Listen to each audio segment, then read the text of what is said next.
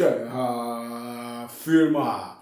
Olá pessoal, vou pedir para você deixar o like aí, esse aqui é o canal Terra Firma Society, eu sou o professor Luiz Roder, me ajuda aí, se inscreve no canal, ajuda o projeto a crescer, todo dia tem vídeo aqui, tenho feito regularmente, depois de um probleminha que eu tive, mas todo dia tem um vídeo novo para você saber coisas novas, tem indicações de coisas para ler, ouvir, assistir, pensar, né? Ler. E hoje no Eu Recomendo da série Quadrinistas, eu vou falar do Charles Schulz. Deixa eu ver. Opa! Charles Schulz, o criador do Snoopy, tá? Do Snoopy, dos Peanuts, né? Peanuts é os amendoins, né? A turma do amendoim, quadrinista genial, sensacional. Ele faleceu no ano... Vamos na ficha técnica dele, aí depois eu falo um pouquinho do quadrinho do Snoopy. Ele nasceu em 26 de novembro de 1922, em St. Paul, no Minnesota. Esse Schulz, esse sobrenome dele é porque ele é de origem alemã, os pais dele eram de origem alemã, e ele morreu em 12 de fevereiro do ano 2000, aos 77 anos, na Santa Rosa, na Califórnia, de um infarto, né? Ele serviu o exército, ele começou a fazer os primeiros quadrinhos dele nos anos 40, em 47, 48 ele vendeu o quadrinho da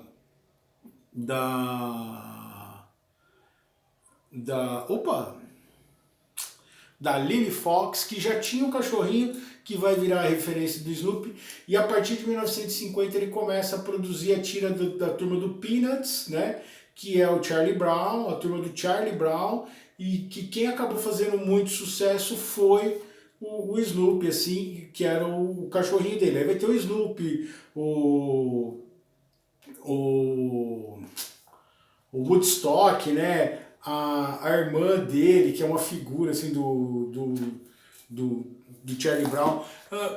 Os quadrinhos do Schulz, principalmente a turma do Snoopy, eles vão ser um legado para nós. Eu acho que duvido quem que nunca viu. Então você vai ter filme, tem um Natal dos Peanuts, que era uma coisa muito melancólica, assim, né?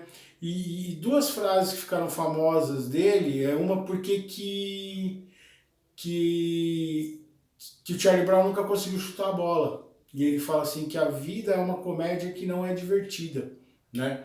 E o que é mais interessante é essa melancolia dos personagens dele. Então você vai ter um menino lá que gosta de música e vive na introspecção dele, que é o Linus. Você vai ter ali, eu acho interessante uma coisa que ele começou a fazer, que é o empoderamento feminino. As personagens femininas dele são muito melhor resolvidas que os personagens masculinos. É uma coisa que às vezes as pessoas não percebem muito isso no primeiro olhar.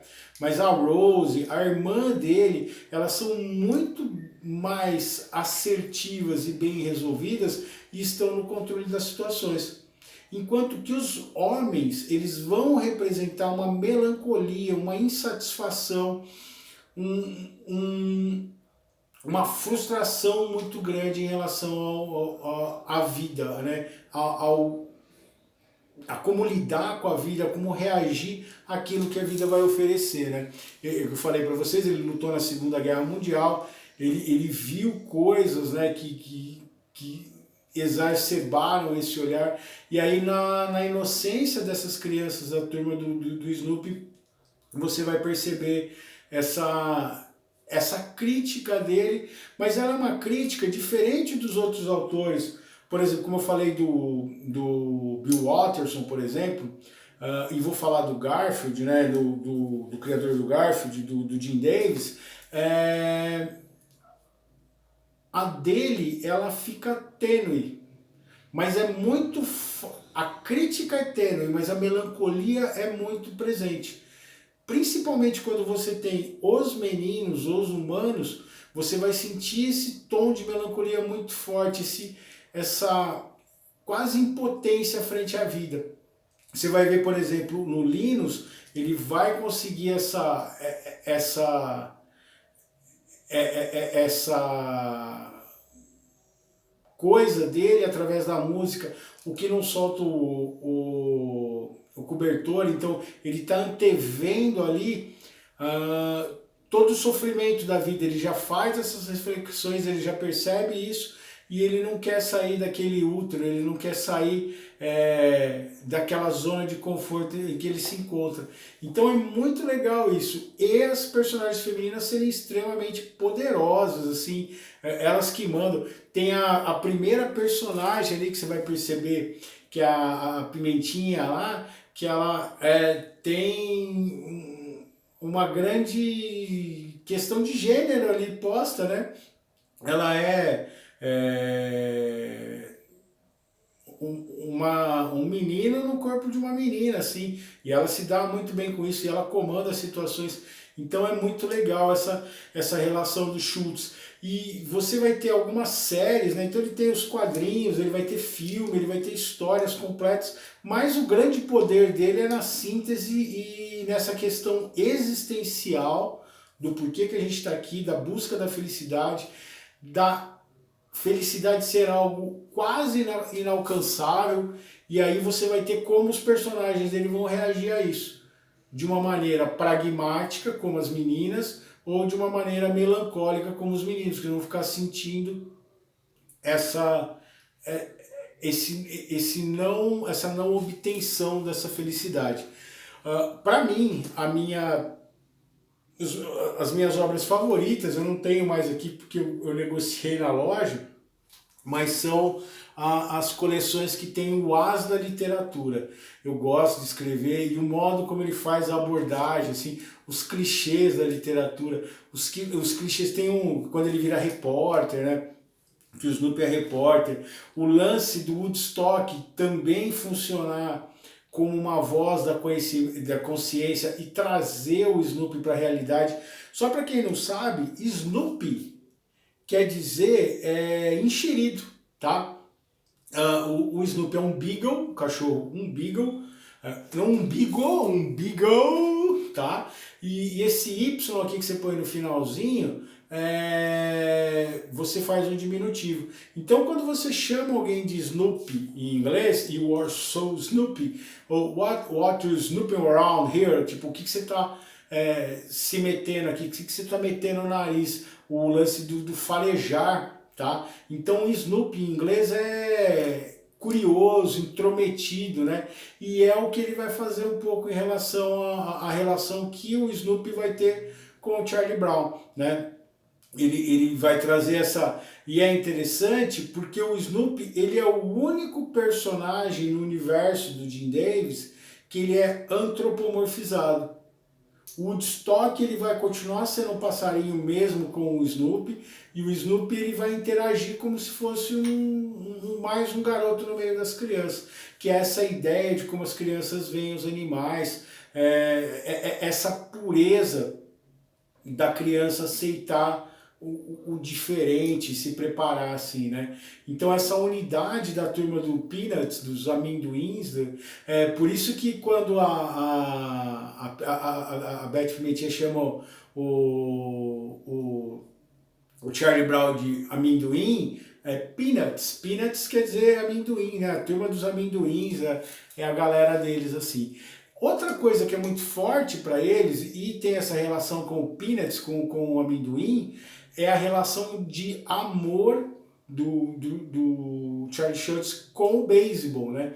O beisebol é uma grande referência nas obras dele. E o beisebol é muito interessante você parar para analisar o porquê dele ter essa referência dentro do universo do Charlie Schultz. O beisebol ele tem um funcionamento dentro da mente do americano, que nós brasileiros que não conhecemos o beisebol, é muito interessante. Porque o beisebol, o americano ele faz muitas analogias da vida com o beisebol. Em que sentido? O beisebol ele é um esporte coletivo que só começa a partir do individual. Então você tem o duelo entre um batedor e um arremessador. Então ele começa o jogo como um duelo, mas a partir da efetivação de uma rebatida, por exemplo, e a bola entrar em jogo, algo entrar em jogo na vida, você tem o caráter coletivo. Você tem a chance de vencer sozinho, você bater e fazer um home run, só que é muito difícil, né? De você vencer sozinho, mas na maioria das vezes você vai depender dos seus amigos. É um jogo que depende da coletividade, mas começa do indivíduo, né? E é essa questão que vai chamar muita atenção. Então pode ver que aparece muito mais o beisebol do que a ideia do futebol americano com eles, né? O futebol americano e aquela coisa da Lucy não deixar o Charlie Brown chutar a bola é o modo mais fácil de você conseguir fazer um ponto, conseguir uma vitória, não uma vitória, mas conseguir alcançar um objetivo no jogo de futebol americano. E ela sempre tira aquilo dele. Ela dá a lição pro Charlie Brown que a vida é difícil pra caramba. Você não vai conseguir. A vida não vai te permitir fazer isso. Tá legal? Então eu recomendo a obra do Charlie Schultz, né? Snoopy, toda a turma do Peanuts, né? Filmes, tem jogo de videogame, tinha um jogo do Atari do Snoopy que era muito legal. Aí ele tem o Barão Vermelho, então ele faz essa referência, né, da Primeira Guerra Mundial, assim, porque aí o Snoopy é legal porque ele sempre deixa a maior parte da realidade para os personagens reais, para as crianças, e ele deixa as viagens, as grandes fantasias na mão do Snoopy, né? Porque para ele talvez é o que faça mais sentido. Ele é duro com as crianças, porque a vida é dura com todo mundo. É muito doida essa analogia do universo do Charles Schultz. Então vamos lá, vamos dar uma olhadinha no poema de hoje. Que eu acho que eu não escolhi, hein? Não escolhi. Então vamos lá.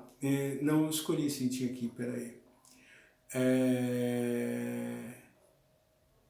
A palavra tem o poder. É uma série de 3 poemas, mas eu vou ler só esse. A palavra tem o poder. A palavra tem o poder, ela cria mundos e refúgios secretos, onde a mente pode se esconder e viver tudo intensamente, mesmo que o que nos foi negado, ou tirado com ou sem a nossa permissão. Ela acalenta, abre caminhos, faz sorrir e sonhar. Porém, ela é dúbia, depende da interpretação alheia, e os gestos, olhares e tons que traz consigo podem desdizer a sua mensagem. Ela pode destruir, sem usar paus ou pedras, e tornar lugares encantados em castelos mal assombrados, aprisionando o espírito humano sem parede alguma. E entre adjetivos e substantivos, trilhando por tempos verbais, ela poderá reconstruir tudo antes do último ponto final. E é um pouco o que ele faz, assim, ele coloca algumas esperanças, ele dá algumas fantasias, mas através da palavra e do desenho, ele também vai trazer a dura e crua realidade para esses personagens. Viver é difícil demais. E é muito interessante ele usar a infância como os personagens da infância nessa ideia de já a perda da inocência, a transição da inocência, e como que isso é difícil pra caramba, assim. É muito doido quem tem filho, nós, professores, né, que a gente lida com criança, com jovem, que você vai ver essa criança, esse jovem trazendo, assim, questões. Eu lembro uma vez que eu estava ensinando substantivo abstrato, eu perguntei se Papai Noel existia ou não, e um aluno no meio daquele monte de vozes de não falou assim, sim, e ficou todo mundo olhando para ele, assim. E naquele momento eu estava destruindo uma coisa que a casa dele estava permitindo ainda, estava construindo uma fantasia como uma zona de segurança, né? É muito ruim essa criançada perder a inocência cada vez mais cedo. Por isso que a gente está se embrutecendo cada vez mais de novo como sociedade. Primeiro porque a gente não permitiu isso, e agora, depois de a gente ter construído todas essas, durante séculos e milênios, mas durante séculos, nos últimos séculos, trazer essa chance de novo para as crianças terem uma área de buffer, assim, de proteção, e a gente voltou de novo a derrubar isso cada vez mais cedo, adultizando as crianças sem ter essa necessidade, não precisa ter essa pressa, porque a vida vai vir para elas e vai vir sem dó, como ela vem para os personagens do Peanuts, do Snoopy, do Charlie Brown e da galera do Charlie Schultz. Deixa seu like, seu dislike, fala aí o que você achou, se você gosta, se você já leu, qual que é a sua tirinha favorita, por que você gosta, o que você achou desse vídeo, e a gente se vê em outro vídeo do canal Terra Firma Society, depois de você acionar sininho, like, dislike, e se inscrever no canal e indicar para outras pessoas. Tchau, tchau. Minui.